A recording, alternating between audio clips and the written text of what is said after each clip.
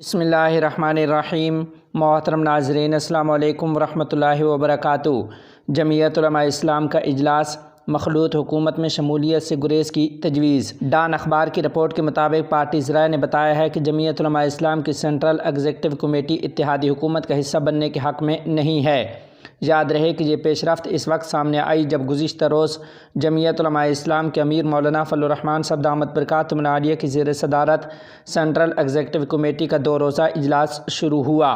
ذرائع کے مطابق پارٹی کے صوبائی رہنماؤں نے انتخابات کے حوالے سے رپورٹس جمع کرائیں اور نتائج پر تحفظات کا اظہار کیا ہے۔ انہوں نے مخلوط حکومت میں شامل نہ ہونے کے موقف کی بھی حمایت کی ہے، تاہم اس معاملے پر حتمی فیصلہ آج بدھ کو کیا جائے گا۔ بلوچستان اور سندھ سے تعلق رکھنے والے پارٹی رہنماؤں نے عام انتخابات میں بڑے پیمانے پر دھاندلی اور جوڑ توڑ کے خلاف منتخب اراکین کو احتجاجاً حلف نہ اٹھانے کا مشورہ بھی دیا ہے۔ گزشتہ کل پہلے روز اجلاس کے بعد ایک مختصر میڈیا بریفنگ میں جمعیت علماء اسلام کے مرکزی ترجمان اسلم غوری نے بتایا کہ پارٹی ایک معقول فیصلہ کرے گی، لیکن اسے انتخابی نتائج پر شدید تحفظات ہیں۔